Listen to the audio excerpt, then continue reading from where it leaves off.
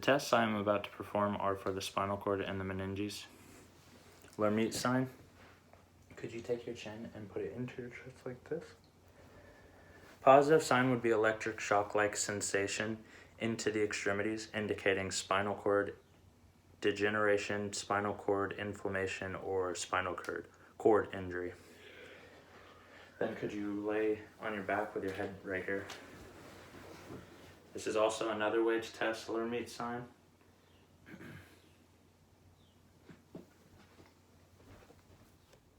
Koenig sign.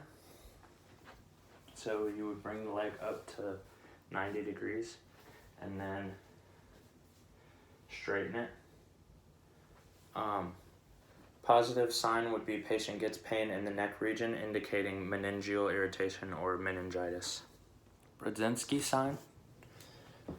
So you would go to the patient like this. They would be spine, and you would bring chin into the chest like that.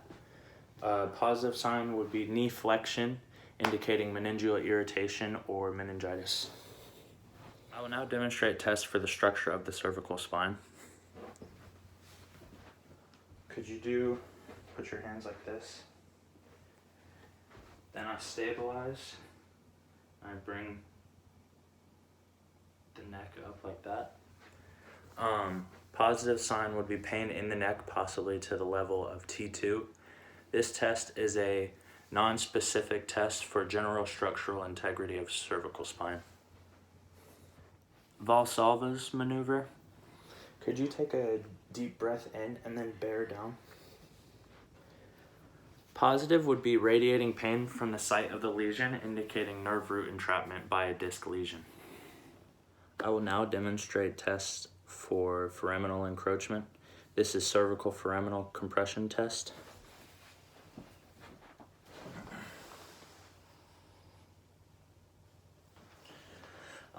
Positive sign would be if the patient has localized cervical pain, it would indicate foraminal encroachment or facet pathology without nerve root compression. If the patient has radiating pain, it would indicate foraminal encroachment or facet pathology with nerve root compression. If negative, at neutral, we rotate the head and perform the test again.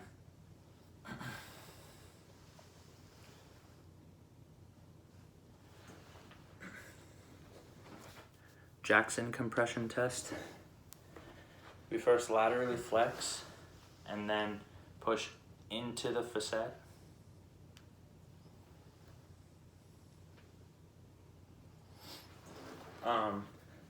Just like the last one, positive sign would be if the patient has localized cervical pain, it would indicate foraminal encroachment or facet pathology without nerve root compression.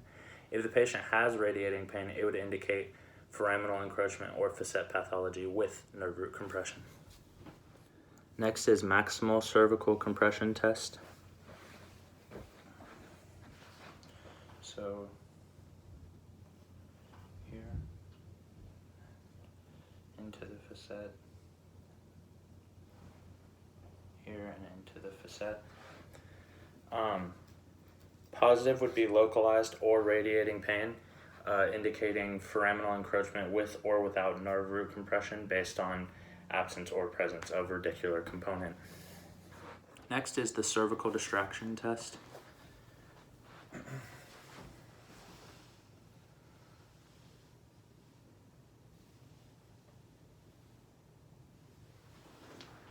Positive would be diminished or absence of local or radiating pain, indicating foraminal encroachment syndrome based on presence or absence of radicular sign. Next is Bocodi sign. Which arm is the radiation going down? Right. Okay, could you take the palm of this hand and put it on top of your head like this? Okay. Positive would be decrease or absence of radiating pain, indicating traction of the brachial plexus by the suprascapular nerve. I will now demonstrate tests for thoracic outlet syndrome. This is Adson test. First, we find the radial pulse. Okay. And then, wait, hold on.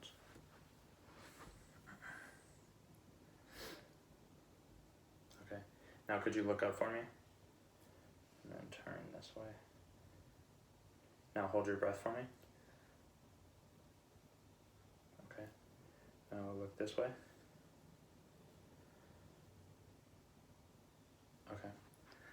Positive would be decreased or absent radial pulse, pain, pallor, or paresthesis in the arm, and that would indicate thoracic outlet syndrome, compression of the brachial plexus and subclavian artery in the scalene triangle by anterior scalene or cervical rib. Next is the Eden test. First we find the radial pulse.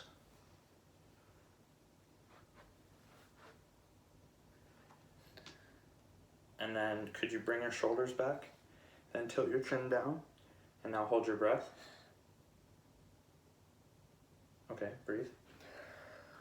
Positive would be pain and or paresthesis, decreased or absent pulse or pallor, indicating compression of the neurovascular bundle between clavicle and first rib. Next is the right test or the hyperabduction maneuver.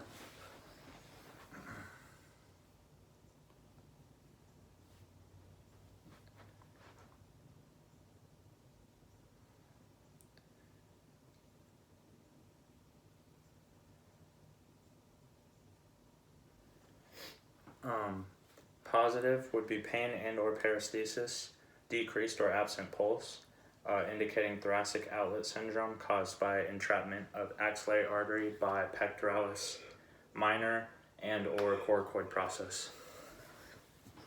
I will now demonstrate tests of the ulnar nerve. This is Tenel elbow.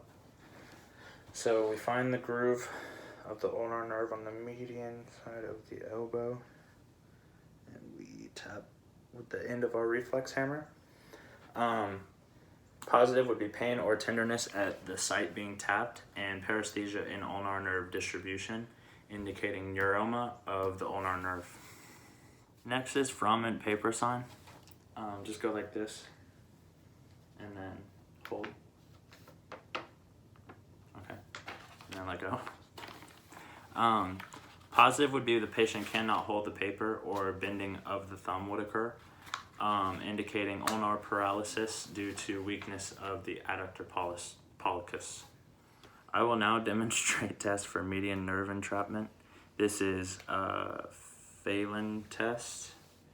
Could you go like this for me and hold it for 1 minute? You can relax. Positive would be reproduction of pain or paresthesia in the median nerve distribution area, indicating median neuritis or carpal tunnel syndrome. Next is prayer sign or reverse Phelan test. Could you do like this with your hands and hold that for 60 seconds? Okay, you can relax. Positive would be reproduction of pain or paresthesia in median nerve distribution area, indicating median neuritis or carpal tunnel syndrome. Next is Tenel wrist sign. So we're going to tap between the thenar and the hypothenar eminence. Reproduction of pain or paresthesia in the median nerve distribution area would indicate median neuritis or carpal tunnel syndrome.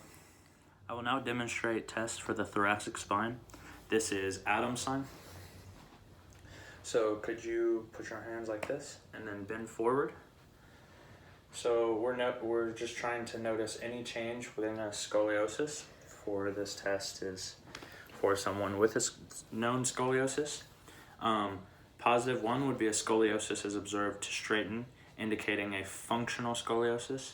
The second positive would be a scoliosis does not straighten, indicating a structural scoliosis. Next we have Beaver sign. Could you just do a crunch for me? Okay.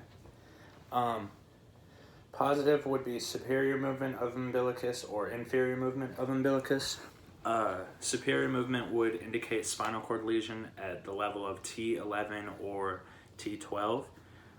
Inferior movement would indicate nerve root involvement in T7 to T10. Next is Sheppelman's sign. Could you raise your hands up and then laterally flex to one side and then the other side? Positive would be pain on concave or convex side. Pain on concave side would indicate intercostal neuritis, and pain on convex side would indicate fibrous inflammation of the pleura.